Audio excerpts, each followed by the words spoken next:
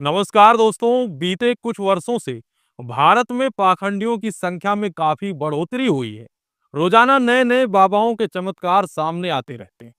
ये नए दौर के बाबा सोशल मीडिया के माध्यम से हर जगह पहुंच जाते हैं। सोशल मीडिया के जरिए आसानी से ये लोगों को बहला लेते हैं। दुख की मारी जनता इनके चमत्कारिक दावे के आगे विवश हो जाती है। फिर ये बाबा इसी व्यवस्था का फायदा उठाने में माहिर होते हैं। आज के वीडियो में हम ऐसे ही एक चमत्कारी बाबा की बात करेंगे और आपके सामने खुलासा करेंगे कि कैसे आम जनमानस को मूर्ख बनाया जाता है। मेरे पीछे बैनर देखकर तो आप समझ गए होंगे कि मैं किसकी बात कर रहा हूँ। मुद्दे पर आने से पहले बागेश्वर बाबा का एक छोटा सा परिचय देना चाहूंगा। बागेश्वर धाम सरकार धीरेन्द्र शास्त्री का जन्म 4 जुलाई 1996 को मध्य प्रदेश के छतरपुर जिले के गढ़ा गांव में हुआ और इसी स्थान पर हनुमान जी को समर्पित प्राचीन मंदिर बागेश्वर धाम है। आज इनकी उम्र 29 वर्ष है। धीरेन्द्र कृष्ण शास्त्री के दादाजी पंडित भगवान दास गर्ग ने चित्रकूट के निर्मोही अखाड़े से दीक्षा प्राप्त की थी। उन्होंने बागेश्वर धाम का जीर्णोद्धार कराया था। धीरेन्द्र कृष्ण शास्त्री के दादाजी बागेश्वर धाम में दरबार लगाते थे। धीरेन्द्र शास्त्री के पिता राम कृपाल गर्ग बागेश्वर धाम का काम नहीं करते। इनकी माता जी का नाम सरोज गर्ग है, जो कि एक गृहिणी है। धीरेन्द्र कृष्ण शास्त्री के छोटे भाई का नाम सालिग्राम गर्ग है, जो कि बागेश्वर धाम का कामकाज देखता है। धीरेन्द्र कृष्ण शास्त्री ने अपनी प्रारंभिक शिक्षा गढ़ा गांव के सरकारी स्कूल से प्राप्त की। फिर इन्होंने बीए भी किया। धीरेन्द्र 2018 में मात्र 22 वर्ष की उम्र में बागेश्वर धाम के पीठाधीश्वर बने। उनका कहना है कि हनुमान जी ने उन्हें स्वप्न में यह जिम्मेदारी सौंपी थी। इसी मामले में उनका एक मत और भी है। धीरेन्द्र ने एक यूट्यूबर से बात करते हुए बताया कि एक दिन वो अपने दादा भगवान दास गर्ग के पास गए और उनसे बोले कि दुनिया के बारे में जानकारी देते हो, मुझे बताओ दादाजी की पृथ्वी में सोना चांदी धन कहाँ गड़ा है। मेरे पास एक दिन 9-10 वर्ष की अवस्था रही होगी हमारी, और एक दिन हम अपने दादाजी के पास जाते हैं। परिस्थितियाँ बहुत गंभीर थी, घर पे भोजन की स्थितियाँ विचित्र थी, पिताजी कुछ करते नहीं थे, भिक्षा मांगनी पड़ती थी। तो हमने कहा कि आप सबके बारे में बताते हो, हमें कोई संपत्ति गड़ा हुआ धन बताओ। उन्होंने कहा रात को आओ। हम रात को गए। उन्होंने हमारा यहाँ बाएं पकड़ा, हमें आज भी याद है। उन्होंने यहाँ बाएं पकड़ा, स्नान करवाया और जो बागेश्वर महादेव मंदिर है वहाँ सामने खड़ा कर दिया। फिर वहीं कुछ घटना घटी, उजाला हुआ और बस काम मिल गया। इसके पश्चात वे शक्तिमान हो गए। फिर क्या, धीरेन्द्र शास्त्री ने 12 वर्ष की आयु से ही प्रवचन देना शुरू कर दिया। उनका दावा है कि हनुमान जी और उनके दादाजी की कृपा से उन्हें दिव्य शक्तियां और सिद्धियां प्राप्त हुई हैं, जिनका उपयोग वे जन कल्याण के लिए करते हैं। शुरुआत यहां से होती है, एक छोटे से कमरे से, एक छोटी सी जगह से, छोटे से दरबार में। धीरे धीरे भक्तों की संख्या में इजाफा होता है, लेकिन ये संख्या कोविड के समय वीडियोस वायरल होने के बाद हद से ज्यादा बढ़ गई। रातों रात पंडित धीरेन्द्र कृष्ण शास्त्री के करोड़ों भक्त हो जाते हैं।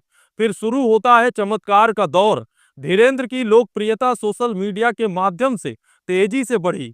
उनके यूट्यूब चैनल बागेश्वर धाम सरकार पर कथाएं और दरबार के वीडियोस लाखों लोग देखते हैं और इनके सब्सक्राइबर अब 1 करोड़ हो गए, जिसकी बधाई स्वयं बाबा बागेश्वर ने दी।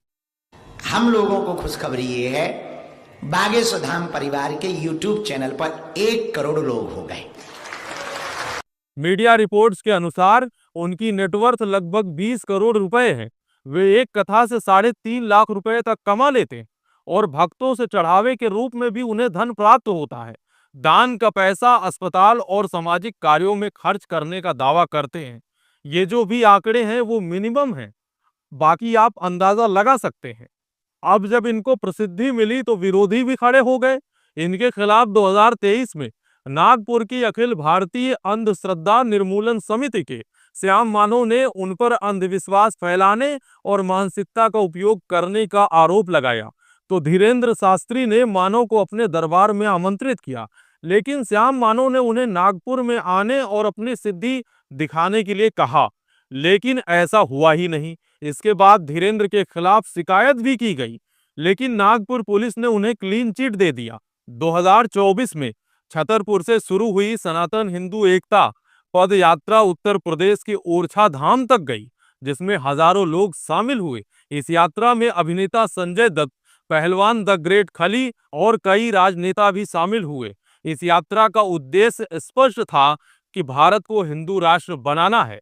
बाबा ने भेदभाव मुक्त भारत बनाने का दावा किया, जबकि खुद ही भेदभाव से अछूते नहीं है। बस बस बस, छूना नहीं है, मैं अछूत आदमी है, ना छू। वीडियो में स्पष्ट दिख रहा है किस तरह एक आदमी को अछूत बोलकर बसते हुए नजर आ रहे हैं। उसी समय एक बाउंसर भी आ जाता है।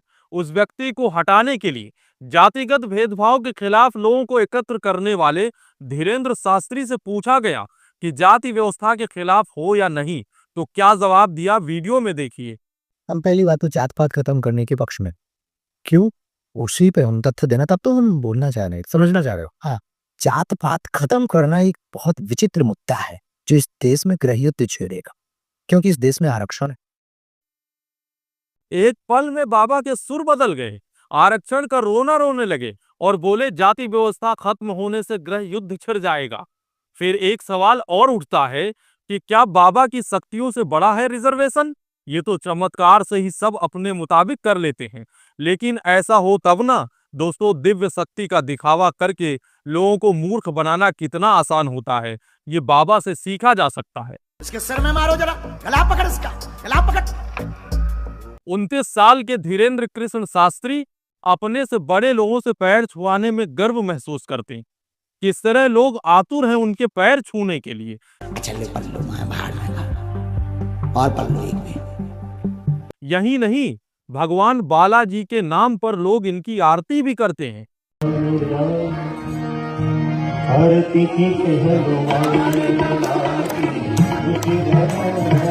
विदेशों में भी भारतीय मूल के लोग इनके चपेट में हैं। लंदन, ऑस्ट्रेलिया, ब्रिटेन और अन्य देशों में कथा वाचन के लिए जा चुके हैं। इनकी कथाओं में आम लोगों के साथ साथ नेता, अभिनेता और उद्योगपति भी शामिल होते हैं। धीरेंद्र ने बागेश्वर धाम में एक कैंसर हॉस्पिटल की आधारशिला रखी, जिसके उद्घाटन में प्रधानमंत्री, मुख्यमंत्री, सांसद, विधायक और तमाम नेताओं के साथ साथ बहुत लोग शामिल हुए। प्रधानमंत्री नरेंद्र मोदी ने भाषण के दौरान धीरेंद्र शास्त्री को अपना छोटा भाई बोला। मेरे छोटे भाई धीरेंद्र शास्त्री। लेकिन एक सवाल ये है कि ये अपनी दिव्य शक्ति से बड़ी बड़ी बीमारी का पता लगा लेते हैं और इलाज भी कर देते हैं, तो हॉस्पिटल बनवाने की क्या जरूरत है? एक बात तो स्पष्ट है कि बाबा बागेश्वर भाजपा सरकार में मजबूत पकड़ बनाए हुए हैं। वो कुछ भी भरे मंच से बोल दें, उसमें कोई दिक्कत नहीं है। जैसे जनता को हथियार उठाने के लिए उकसाना, सबको कायर बोलकर उकसाना। कायरो जग जाओ, अब सब हिंदू अपने हाथ में हथियार उठा लो और कह दो हम सब हिंदू एक हैं। यूपी में बुलडोजर का दौर चल रहा है, तो धर्म विशेष के लोगों पर बुलडोजर चलवाने की बात करना। वेदन है सब हिंदू एक हो जाओ और पत्थर मारने वालों के घर पर बुलडोजर चलवा। ये सब बोलना किसी के लिए आसान नहीं होता जब तक उस पर सरकार का रहमो करम ना हो। और ये तो मोदी जी के छोटे भाई हैं। ये सब सुनकर लगता नहीं कि लॉ एंड ऑर्डर इन जैसों के सामने नतमस्तक है। महाकुंभ 2025 के दौरान बाबा ने बाकायदे मीडिया के सामने बयान दिया कि जो कुंभ मेले में नहीं जाएगा वो देशद्रोही कहलाएगा। हर व्यक्ति को आना चाहिए, जो नहीं आएगा वो पछताएगा, वो देशद्रोही कहलाएगा। कुंभ में जब भगदड़ से लोग मारे गए तो बाबा ने लोगों को मोक्ष मिलने की बात कही।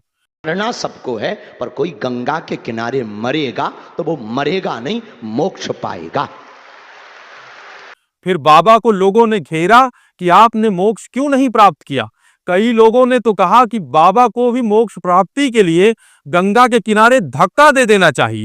अगर वो तैयार हों तो हम अभी धक्का मार करके उनका भी मोक्ष कराने के लिए तैयार हैं, अगर वो कहते हैं कि मोक्ष हो गया। इन सब के बीच धीरेंद्र शास्त्री ने खुद ही कुंभ मेले में ना आने के लिए लोगों से निवेदन किया। यहाँ भी एक सवाल उठता है, क्या बाबा की दिव्य शक्तियां फेल हो गई थीं, या बाबा ने भक्तों को बताया नहीं कि भगदड़ हो सकती है। उन्होंने कई बार अपनी कही बातों से पलटी मारी है।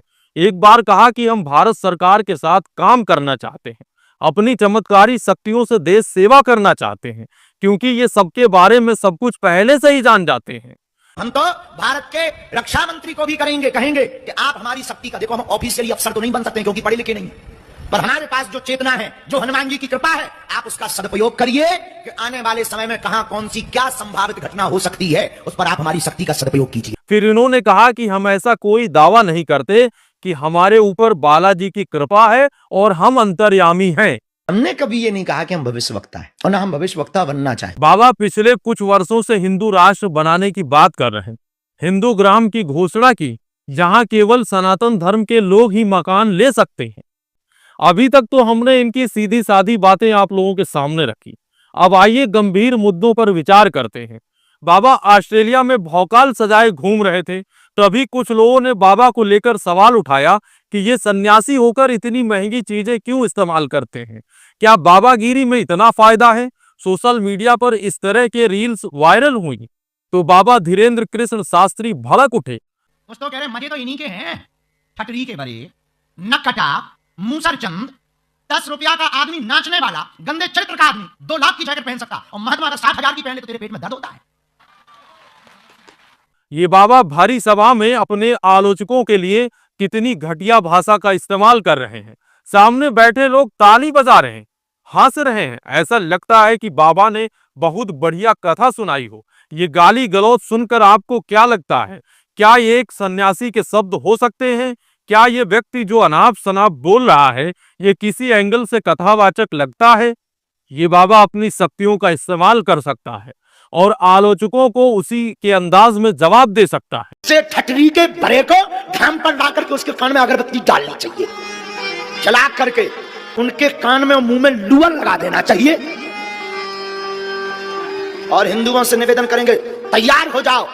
क्या यही अब मानक है कि हिंदू धर्म इन्हीं से है? लोग इतना भी कॉमन सेंस नहीं लगा रहे हैं। खैर छोड़ो, एक और वीडियो देखो। एक हमने तुम्हारी कमी बहुत बुरी निकाली है, माइक पे बोलेंगे खतरनाक बेइज्जती होगी, बस तुम पढ़ लो, बाद में हम इसको काट देंगे। तो मेरे पिया गए रंगून, किया है वहां से टेलीफोन, तुम्हारी याद सताती है, तुम्हारी याद सताती है, तुम्हारी याद सताती है। पहले जब लोग साधना करते थे तब मेनका, उर्वशी, रंभा जैसी अप्सराएं आती थी। आजकल साधनाओं में मेनका, उर्वशी, रंभा आना बंद हो गई, व्हाट्सएप की चैटिंग पे सेटिंग आती है। अड़चन है बेटा। तो बेटा तुम्हें कोई भूत प्रीत नहीं लगा, तुझे जिंदा चुड़ैल लगी है। तो क्या है, हम भूत प्रीत तो उतार लेते हैं, पर जिंदा चुड़ैल जो ऑनलाइन आती है तो उसका कोई ऑप्शन नहीं है। तुम्हारी याद सताती। ये क्लिप देखकर आपको हंसी तो आई होगी। किस तरह बाबा बागेश्वर मजे ले रहे हैं सामने बैठे युवक के। फिल्मी गाना गाने के साथ साथ झूम भी रहे हैं। मेरे पिया गए रंगून। क्या दुनिया में प्रेम करती हुई स्त्री जिंदा चुड़ैल होती है? क्या ये महिलाओं का अपमान नहीं है?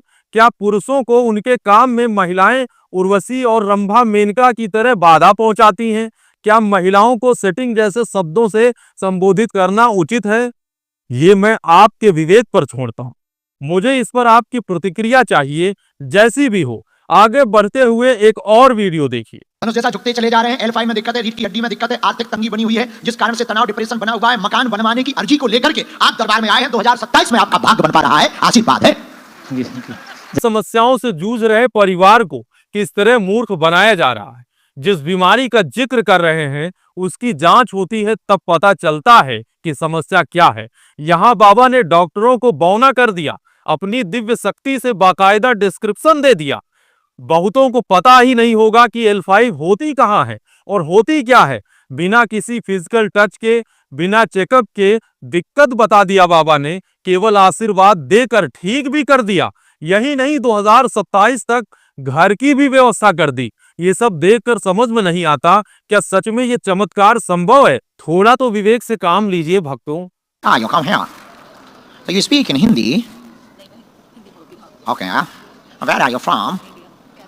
Calcutta. In Australia? मेलबर्न।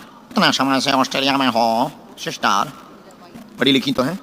बाबा की अंग्रेजी कमाल की है, साथ ही बोलने का टोन बदल गया। इस वीडियो को देखकर आप समझ गए होंगे कि कोई ऑस्ट्रेलिया पहुंच जाए या अंतरिक्ष में पहुंच जाए, पाखंड से अछूता नहीं रह सकता। लोग परेशानियों से छुटकारा पाने के लिए इन बाबाओं के सामने नतमस्तक होते हैं, जो खुद अपना यूट्यूब चैनल आम जनता से सब्सक्राइब करवा रहे हैं। सब्सक्राइबर। ये जो भी आपने देखा उससे क्या लगता है? बाबा बागेश्वर शक्तिशाली हैं या पाखंडी? बाबाओं के दरबार में भीड़ बढ़ जाती है और लोग मर भी जाते हैं। ऐसा भी हुआ है, लोगों ने सुनी सुनाई सिद्धि पर भरोसा कर लिया। बाबा ने खुद को बाबा के बजाय ढाबा भी बताया है। अब उन्हें पता ही नहीं कि हम बाबा हैं ही नहीं, हम तो ढाबा हैं। लोगों को उनके चमत्कार पर विचार करना चाहिए। लोगों की अंधश्रद्धा से छोटे कमरे में दरबार लगाने वाले बाबा आज विशाल पंडाल लगाकर लोगों को मूर्ख बना रहे हैं। कैंसर रोग है, दूसरे स्टेज का है, हम एक विधि कर दे भी, कैंसर की दवाई धाम पे मिल है, ठीक हो जाएगा, आशीर्वाद। माँ बीमार है 3 साल से, दर्द कैंसर नामक रोग बना हुआ, ओमवती को कृपा हो जाएगी, आशीर्वाद। ये कंठ ज्योति जलाएं, 50 ग्राम देसी गाय के गोमूत्र में 2 खड़ी हल्दी की गांठ पीस करके मिला करके रोगी को पिलाएं, लाभ 100% होगा, आशीर्वाद। एक बात तो हमेशा याद रखनी चाहिए, ऐसे लोगों की राजनीतिक पकड़ मजबूत होती है और राजनीतिक लोग इसका फायदा भी उठाते हैं। ये बाबा ढाबा मूलभूत सुविधाओं के लिए राजनेताओं से कभी बात नहीं करेंगे, बल्कि ये एक दूसरे के पूरक होते हैं। आज के वीडियो में बस इतना ही, मिलते हैं अगले वीडियो में। दोस्तों, आज का वीडियो आपको कैसा लगा कमेंट करके अवश्य बताएं। वीडियो को लाइक करें, चैनल को सब्सक्राइब करें, वीडियो को अपने दोस्तों और परिचितों के साथ अवश्य शेयर करें ताकि वो ऐसे पाखंड से दूर रहें। दोस्तों, आपसे एक विशेष निवेदन है कि आर्थिक सहयोग करने के लिए चैनल को अवश्य ज्वाइन करें। धन्यवाद।